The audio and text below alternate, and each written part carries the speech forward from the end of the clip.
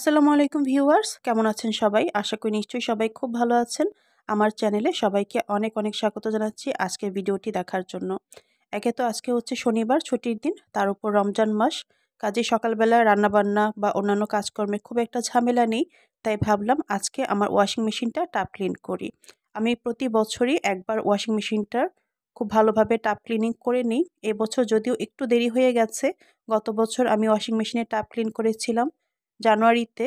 আর সেই সম্পর্কিত একটা ভিডিও কিন্তু আমি আমার চ্যানেলে শেয়ার করেছিলাম। এই বছর করতে করতে মার্চ মাস চলে এসেছে, তাই ভাবলাম আর দেরি না করে আজকে যেহেতু হাতে সময় আছে ওয়াশিং মেশিনটা টাপ ক্লিনিং করে নিই। আর সেই সাথে ওয়াশিং মেশিনের ব্যবহার নিয়েও অনেক আপু ভাইয়াদের কাছ থেকে আমার আগের ওয়াশিং মেশিন নিয়ে করা ভিডিওগুলোতে নানা রকম প্রশ্ন পেয়েছি।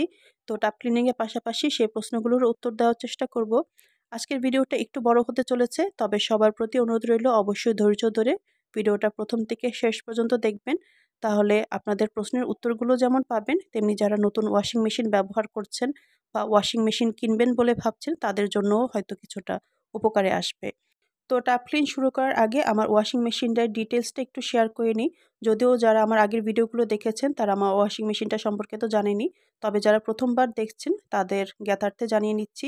আমার ওয়াশিং মেশিনটা হচ্ছে এলজি ব্র্যান্ডের ৮ কেজির ওয়াশিং মেশিন। আর সেই সঙ্গে সামনের দিকে একটা স্টিকার আছে যেটাতে লেখা আছে 36% energy saving with inverter system. আর সেই সঙ্গে অটো রিস্টার্ট সিস্টেমও আছে, অর্থাৎ ওয়াশিং মেশিনে কাপড় ওয়াশিং চলাকালীন যদি লোডশেডিং হয় বা ইলেকট্রিসিটি কানেকশন চলে যায়, সেই ক্ষেত্রে ইলেকট্রিসিটি কানেকশন যদি অন থাকে তাহলে আবার ইলেকট্রিসিটি আসার পর ঠিক যেই অবস্থায় ওয়াশিং মেশিন চলা স্টপ হয়ে গিয়েছিল আবার সেই অবস্থা থেকে ওয়াশিং মেশিন রিস্টার্ট নেবে। অর্থাৎ কাপড় ধোয়ার সময় কিন্তু মোটেই অপচয় হবে না। আর সেই সাথে আগের ভিডিওতে আমাকে এক আপু প্রশ্ন করেছিলেন যে উনিও এই সেম এলজি ব্র্যান্ডের ৮ কেজির নতুন মডেল ওয়াশিং মেশিন কিনেছেন, কিন্তু সেটাতে সামনের দিকের এই 36% এনার্জি সেভিং লেখা স্টিকারটি লাগানো নেই। আসলে নতুন মডেলের যে এলজি ওয়াশিং মেশিনগুলো আছে সেগুলোর মডেল এবং ফাংশন সব কিন্তু সেমই আছে, শুধুমাত্র সামনের দিকে স্টিকারটি লাগানোই। আর ওয়াশিং মেশিনে কতটুকু ইলেকট্রিসিটি কনজাম্পশন হবে সেটা মূলত নির্ভর করে ওয়াশিং মেশিন চলাকালীন অবস্থায় এর মোটর কত পাওয়ারে চলছে। যেমন আমার এই ওয়াশিং মেশিনের সাইডে যে স্টিকারটা লাগানো আছে সেখানে ওয়াশিং মেশিনের মডেল নাম্বার, ভোল্টেজ এবং ওয়াশিং পাওয়ার দেওয়া আছে 230 ওয়াট। অর্থাৎ এই ওয়াশিং মেশিনটা যদি ১ ঘন্টা কাপড় ধোয় সেক্ষেত্রে ইলেকট্রিসিটি খরচ হবে ০.23 ইউনিট। অর্থাৎ ১ ইউনিটের মূল্য যদি আমরা ধরে নিই ১০ টাকা, সেক্ষেত্রে ১ ঘন্টা চললে মোট খরচ আসছে ২ টাকা ৩০ পয়সা। যদিও ১ ইউনিটের মূল্য ১০ টাকারও একটু কম আসে। আর প্রতিবার ওয়াশিং মেশিনে কখনোই আমি দেখিনি যে ১ ঘন্টা সময় লেগেছে। ম্যাক্সিমাম ৪৫ থেকে ৫০ মিনিটের মতোই ওয়াশিং টাইম নেয়।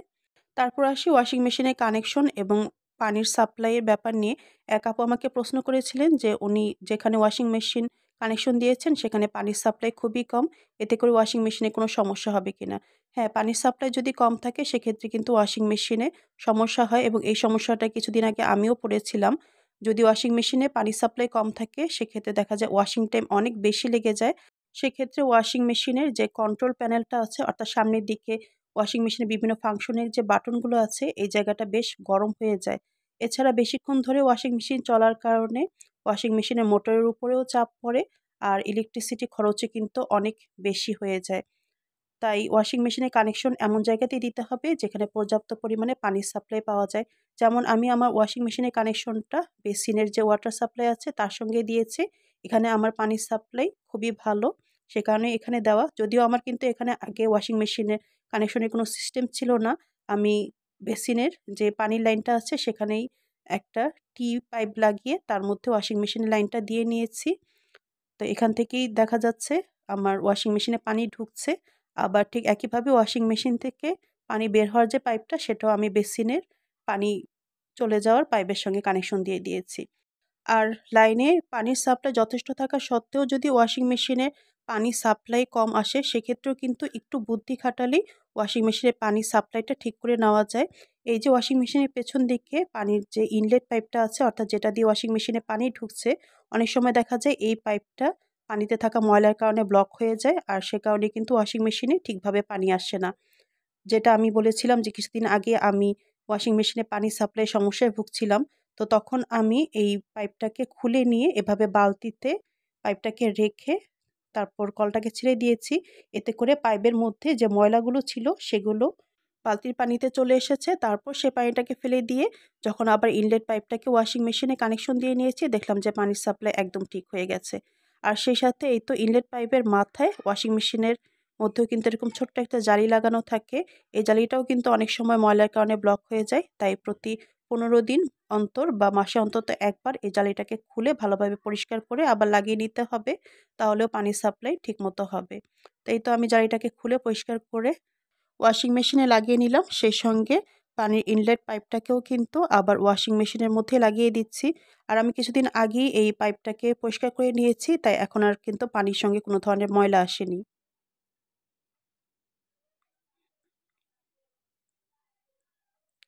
এই তো ইনলেট পাইপটাকে লাগানো হয়ে গেল। আর এই যে বালতি পানিটাও বেসিনে ফেলে দিয়ে আপনাদের দেখাচ্ছি যে পানিতে কিন্তু এখন কোনো ধরনের ময়লা নেই। আর সেই কারণে আমার ওয়াশিং মেশিনেও কিন্তু এখন পানির সাপ্লাই খুব ভালোভাবে আসছে। ফলে ওয়াশিং মেশিনে কাপড় ধুতেও কিন্তু খুব বেশি সময় নিচ্ছে না।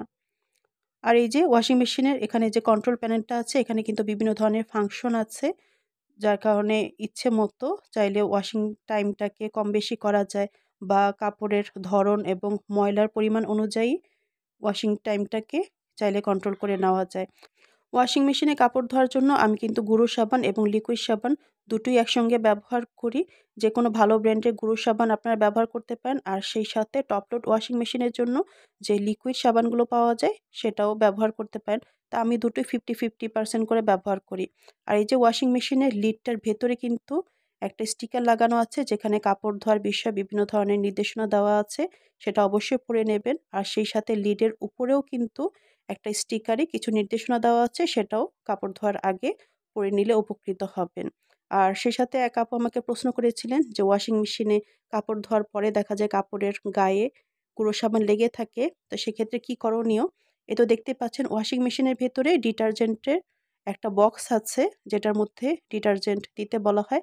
আর পাশে একটা স্প্রে গান আছে, যেটার মধ্যে কাপড় ধোয়াকালীন খুব সজোরে পানি বের হয়ে আসে, ফলে গুঁড়ো সাবান ফেনা হতে এবং ময়লা পরিষ্কার হতে সাহায্য করে।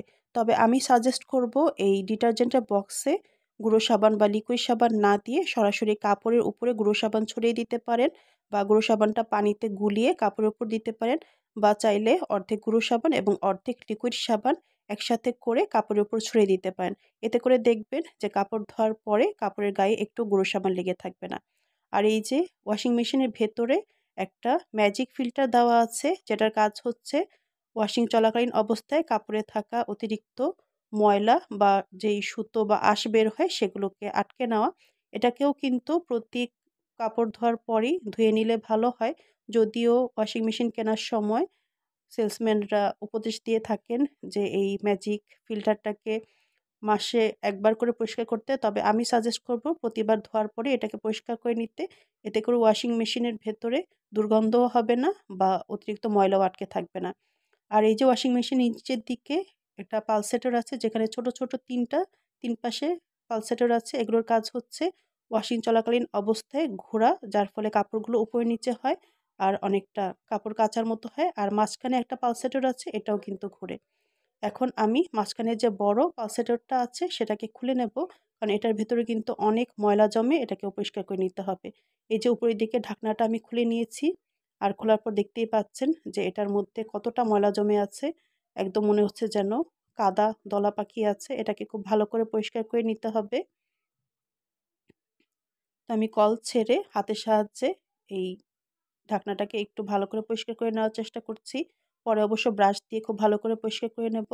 আর এই যে ঢাকনাটার নিচেই পালসেটরটা একটা বড় স্ক্রুর সাহায্যে ওয়াশিং মেশিনের সঙ্গে আটকানো থাকে। একটা স্ক্রুড্রাইভারের সাহায্যে সেই পরে স্ক্রুটাকেও খুলে নিচ্ছি। স্ক্রুটার গায়েও কিন্তু অনেক ময়লা জমে আছে, এটাকেও খুব ভালো করে পরিষ্কার করে নিতে হবে। আর বড় যে পালসেটরটা আছে, যেটাই মূলত হচ্ছে কাপড় ধোয়ার সবচেয়ে বড় ভূমিকা পালন করে, সেটাকেও হাতের সাহায্যে টান দিলে এরকম উঠে আসবে। তো এটা নিচেও দেখতে পাচ্ছেন বেশ অনেকটাই ময়লা জমেছে। তারপরেও গত বছর আমি যখন টাপ ক্লিনিং করেছিলাম তখন পালসেটেরটা এর চেয়ে প্রায় ৩ গুণ বেশি ময়লা হয়েছিল আর সেটাকে পরিষ্কার করতেও কিন্তু আমার প্রায় ঘন্টাখানিক সময় লেগে গিয়েছিল। তো সেই তুলনায় এবছর একটু কম হয়েছে। তো পালসেটরটা আমি বাথরুমে নিয়ে ব্রাশের সাহায্যে ভালো করে ঘষে পরিষ্কার করব। আর এখন এই যে পালসেটরের উপরে যে ঢাকনাটা থাকে, স্ক্রুড্রাইভার আর ম্যাজিক ফিল্টারটাকে ভালো করে ব্রাশের সাহায্যে পরিষ্কার করে নিচ্ছি। যদিও ম্যাজিক ফিল্টারটা প্রতিবার কাপড় ধোয়ার পরে আমি পরিষ্কার করে নিই, তবে এখন যেহেতু টাপ ক্লিনিং করছি তাই খুব ভালোভাবে এটা চারপাশ ব্রাশের সাহায্যে ঘষে পরিষ্কার করে নিচ্ছি। আর এই ম্যাজিক ফিল্টারটাও কিন্তু এর কভার থেকে খুলে পরিষ্কার করে নেওয়া যায়, কারণ এর বাইরের দিকে একটা কভার আছে। তো আর সেই কভারটার মধ্যেও কিন্তু দেখা যায় প্রচুর ময়লা জমে থাকে। তো আমি কভার থেকে ম্যাজিক ফিল্টারটা খুলে ব্রাশের সাহায্যে ঘষে পরিষ্কার করে নিচ্ছি। তারপর আবার কভারের মধ্যে লাগিয়ে নেব আর টাপ ক্লিনিং করার আগে ম্যাজিক ফিল্টারটাকে আবার ওয়াশিং মেশিনের ভেতরে লাগিয়ে দেব। এই তো ম্যাজিক ফিল্টারটা ভালো করে পরিষ্কার করা হয়ে গেল, কভারের মধ্যে লাগিয়ে নিলাম। এখন ম্যাজিক ফিল্টারটা এক সাইডে রেখে দিচ্ছি। আর ওইদিকে ওয়াশিং মেশিনের নিচের যে পালসেটরটা ছিল সেটাও আমি বাথরুম থেকে খুব ভালো করে পরিষ্কার করে নিয়ে এসেছি। দেখতেই পাচ্ছেন একদম নতুনের মতো কিন্তু চকচকে হয়ে গেছে। তো এগুলোকে এক সাইডে রেখে এখন ওয়াশিং মেশিনের ভেতরটা পরিষ্কার করে নেব। তো ওয়াশিং মেশিনের গায়ে মূলত দেখা যায় পানির দাগই বেশি লেগে থাকে। এছাড়া কাপড় থেকে যে ময়লাগুলো বের হয়ে দেখা যায় কিছুটা ওয়াশিং মেশিনের টাবের উপর দিকটায় থেকে যায়। তো এগুলোই আমি খুব ভালো করে ব্রাশের সাহায্যে ঘষে ঘষে পরিষ্কার করে নিচ্ছি। সেই সাথে ম্যাজিক ফিল্টারটা যেখানে লাগানো থাকে সেই জায়গাটাও একটু ভালো করে পরিষ্কার করে নিচ্ছি। আর ওয়াশিং মেশিনে কাপড় ধুতে দিলে কখনোই কাপড় একসঙ্গে দলা পাকিয়ে দেবেন না। অবশ্যই কাপড়গুলোকে একটা একটা করে ওয়াশিং মেশিনের টাবে দেবেন। এতে করে ধোয়ার পরও দেখা যাবে কাপড়গুলো খুব দলা পাকিয়ে যাবে না আর ওয়াশিং মেশিন থেকে বের করে নিতে সুবিধা হয়। আর সেই সাথে ওয়াশিং মেশিনে কাপড় ধোয়ার ক্ষেত্রে খুব গুরুত্বপূর্ণ একটা বিষয় হচ্ছে, আপনারা যখন কাপড় দেবেন খেয়াল রাখবেন কখনোই যেন টাবের উপরে প্লাস্টিক বর্ডারের উপরে কাপড় চলে না আসে। সেক্ষেত্রে কিন্তু টাবটা ক্ষতিগ্রস্ত হতে পারে, যেহেতু টাবের উপরের বর্ডারটা হচ্ছে প্লাস্টিকের তৈরি। তো আমি গত বছর ওয়াশিং মেশিনে কিছু উলের কাপড় ধুতে দিয়েছিলাম। আর উলের কাপড়ের সঙ্গে কিন্তু অন্য বস্তুর ঘর্ষণে তাপ উৎপন্ন হয়। তো উলের কাপড়গুলো যখন পানিতে ভেজানো হয়েছিল তখন সেই কাপড়গুলো কিছুটা উপরের দিকে উঠে আসে। আর ধোয়া চলাকালীন এই উপরের যে প্লাস্টিক বর্ডার আছে তার সঙ্গে ঘর্ষণ হয়, ফলে তাপ উৎপন্ন হয়। আর এই তাপে প্লাস্টিক বর্ডারের সাইডটা কিছুটা ক্ষতিগ্রস্ত হয়ে ক্ষয় হয়ে গেছে। তো আপনারা কখনো এই ভুলটা করবেন না। তো আমি ওয়াশিং মেশিনের ভেতরটা ব্রাশ দিয়ে খুব ভালো করে ঘষে নিয়েছি। তারপর একটা জালির সাহায্যে আবার চারপাশটা ঘষে ডিটারজেন্টের বক্সটাও খুব ভালো করে ধুয়ে নিয়েছি। যেহেতু ডিটারজেন্টের বক্সটার ভেতর দিয়ে ইনলেট পাইপের সাহায্যে ওয়াশিং মেশিনে পানি ঢোকে, তাই বক্সের ভেতরে থাকা ছিদ্রগুলো খুব ভালো করে পরিষ্কার করে নিতে হবে, যাতে সেগুলো ব্লক হয়ে না যায়। তারপর ওয়াশিং মেশিনের বডিটাকে খুব ভালো করে পানি দিয়ে ধুয়ে একটা শুকনো ফোম দিয়ে ভেতরটা পরিষ্কার করে নিয়েছি। আর নিচের দিকে কিছু পানি জমেছিল, সেটাকেও কিন্তু বের করে দেওয়ার উপায় আছে। সেটা হচ্ছে ওয়াশিং মেশিনটা অন করে স্পিন লেখা যে বাটনটা আছে সেটাতে চাপ দিলেই ওয়াশিং মেশিনের টাবের নিচে যে পানিটা জমে থাকে সেটা বের হয়ে যায়। তারপর ওয়াশিং মেশিনটাকে আবার অফ করে দিলেই হয়। এই তো আমি স্পিন বাটনটাকে অন করে তারপর আবার যখন কাউন্টডাউন হয়েছে অফ করে দিয়েছি। এই তো দেখতেই পাচ্ছেন ওয়াশিং মেশিনের বডি ধোয়ার ফলে যে পানি জমেছিল নিচের দিকে সেটা অনেকটাই চলে গেছে। আর এখন টাব ক্লিন করে নেওয়ার পালা। তার আগে ওয়াশিং মেশিনের টাবের নিচে যে পালসেটরটা ছিল সেটাকে লাগিয়ে নিলাম। তারপর স্ক্রুর সাহায্যে ভালো করে আটকে দিচ্ছি। আর উপরের যে কভারটা ছিল সেটাও জায়গা মতো লাগিয়ে নেব। পালসেটরটা স্ক্রুর সাহায্যে লাগিয়ে একটু চেক করে নিলাম যে ঠিক মতো লেগেছে কিনা। তারপরে এই যে উপরের কভারটা লাগিয়ে নিচ্ছি। তো এটা এর খাপ মতো বসিয়ে চাপ দিলেই কিন্তু লেগে যাবে। এই তো আমি আবার একটু টেনে দেখছি ঠিক মতো বসেছে কিনা। তারপর ওয়াশিং মেশিনের ভেতরে ম্যাজিক ফিল্টারটাকেও লাগিয়ে দিলাম। তারপর ওয়াশিং মেশিনের লিডটাকে লাগিয়ে ওয়াশিং মেশিনের বাইরের দিকটাও একটু শুকনো ফোমের সাহায্যে ভালো করে পরিষ্কার করে নিচ্ছি। এতে করে বাইরের দিকটাও খুব পরিষ্কার হয়ে যাবে। আর এখন টাব ক্লিনিং করে নেওয়ার পালা। আর এবার ওয়াশিং মেশিন টাব ক্লিনিংয়ের জন্য আমি কিছু tub cleaning detergent tablet online থেকে কিনে এনেছি। গত বছরগুলোতে আমি যখন ওয়াশিং মেশিনে টাব ক্লিন করেছিলাম তখন আমার ঘরে থাকা ডিটারজেন্ট আর লিকুইড সাবান দিয়ে টাব ক্লিনিং করে নিয়েছিলাম। তবে এবার ভাবলাম যে টাব ক্লিনিং করার জন্য যে স্পেসিফিক ডিটারজেন্ট ট্যাবলেটগুলো পাওয়া যায় সেগুলো দিয়ে টাব ক্লিনিং করে নেই। আর এই টাব ক্লিনিং ট্যাবলেটগুলো আপনারা দারাজ বা অন্যান্য অনলাইন শপ থেকেও কিনে নিতে পারেন। তো আমিও একটা অনলাইন শপ থেকে এই ট্যাবলেটগুলো কিনে নিয়েছি। এক প্যাকেটে মোট 12টা টাব ক্লিনিং ট্যাবলেট থাকে। আর প্রতিবার ধোয়ার জন্য একটা টাব ক্লিনিং ট্যাবলেটই যথেষ্ট। তবে আমি যেহেতু এবার প্রথমবার এই ট্যাবলেট দিয়ে ধুচ্ছি, তাই আমি দুটো টাপ ক্লিনিং ট্যাবলেট ব্যবহার করব। আর এটা একটা চাইনিজ প্রোডাক্ট, ফলে প্যাকেটের মধ্যে সব ধরনের নির্দেশনাই চাইনিজ ভাষায় লেখা, যেটা পড়াটা একেবারেই দুর্বোধ্য। তো আমি মাইশা মানহার বাবার মোবাইলে চাইনিজ ভাষা বাংলা অনুবাদ করার একটা অ্যাপ আছে, সেটা দিয়ে এই প্যাকেটের গায়ে লেখা চাইনিজ ভাষার নির্দেশনাগুলোকে বাংলা অনুবাদ করে পড়ে নিয়েছি। তো এটার মধ্যে নির্দেশনা দেওয়া আছে, এক পাশে front load washing machine wash করার জন্য, আরেক পাশে আছে top load washing machine wash করার জন্য। আর সেখানে লেখা আছে এই টাপ ক্লিনিং ট্যাবলেটের সঙ্গে একটা ছোট তোয়ালেও যাতে ওয়াশিং মেশিনের ভেতরে দেওয়া হয়, এতে করে টাপ থেকে বের হওয়া অতিরিক্ত ময়লাটা এই তোয়ালের গায়ে লেগে যাবে। তা আমি তোয়ালেটা ওয়াশিং মেশিনের ভেতরে দিয়ে দিলাম, সেই সঙ্গে টাপ ক্লিনিং দুটো ট্যাবলেটও প্যাকেট থেকে খুলে ওয়াশিং মেশিনের টাবের ভেতরে দিয়ে দিলাম। আর এখন ওয়াশিং মেশিনে টাপ ক্লিনিং অপশনটা সিলেক্ট করার পালা। তার জন্য ইলেকট্রিসিটি কানেকশন অন করে ওয়াশিং মেশিনের স্টার্ট বাটনটা চেপেছি, আর ফাংশন অপশন থেকে টাপ ক্লিন অপশনটাকে সিলেক্ট করে স্টার্ট দিয়ে দিয়েছি। এই তো এখানে সময় দেখাচ্ছে 1 ঘন্টা 44 মিনিট। আর এই সময়টা কিন্তু এই ওয়াশিং মেশিনের জন্য অটোমেটিকই সিলেক্ট করা, অর্থাৎ এই ওয়াশিং মেশিনে টাপ ক্লিনিং করার জন্য মোট 1 ঘন্টা 44 মিনিট লাগবে। আর এই তো দেখতেই পাচ্ছেন কাউন্টডাউনও কিন্তু অলরেডি শুরু হয়ে গেছে, 1 ঘন্টা 39 মিনিট আছে।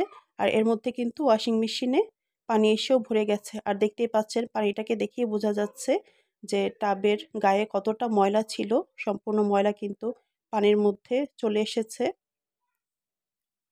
যদিও হাতে পানিটাকে নিয়ে বোঝা যাচ্ছে না, কারণ ময়লাগুলো টাবের নিচের দিকে জমা হয়ে গেছে। তো এখন ওয়াশিং মেশিনটা টাপ ক্লিন হতে আরও 1 ঘন্টা 39 মিনিট লাগবে। এর মধ্যে প্রথম 40 থেকে 45 মিনিট ডিটারজেন্টের পানিতে টাবটা ভালো করে সোক হবে, তারপর টাবটা ঘুরতে থাকবে আর ময়লাগুলো পরিষ্কার হতে থাকবে।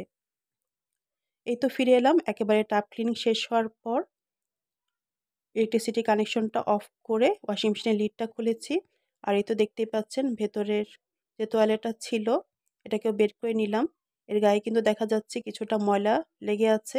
তো তোয়ালেটাকে আবার পানি দিয়ে ভালো করে ধুয়ে পানি ছড়িয়ে ওয়াশিং মেশিনের টাবের ভেতরটা পরিষ্কার করে নিচ্ছি। এতে করে টাবের গায়ে যদি আরও কিছু ময়লা লেগে থাকে সেটা তোয়ালের সঙ্গে বের হয়ে আসবে।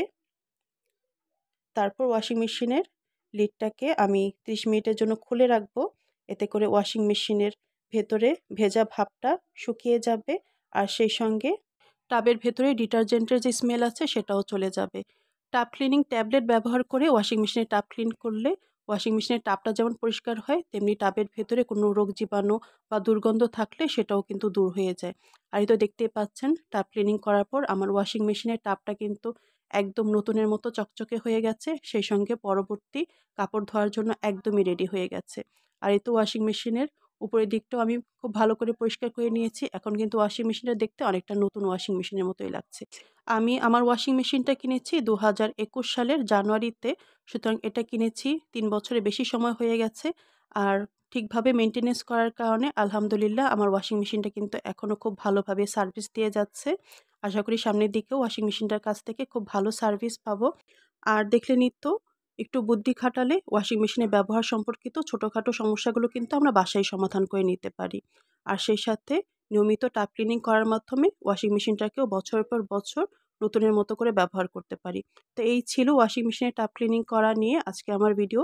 আশা করি আজকের ভিডিওটা আপনাদের কাছে ভালো লেগেছে আর কিছুটা হলেও আপনাদের উপকারে আসবে। আর সেটাই হচ্ছে আজকের ভিডিও করার আমার সার্থকতা। তো যে যেখান থেকে আজকের ভিডিওটা দেখেছেন সবাইকে অনেক অনেক ধন্যবাদ জানিয়ে বিদায় নিচ্ছি। সবাই ভালো থাকবেন। আল্লাহ হাফেজ।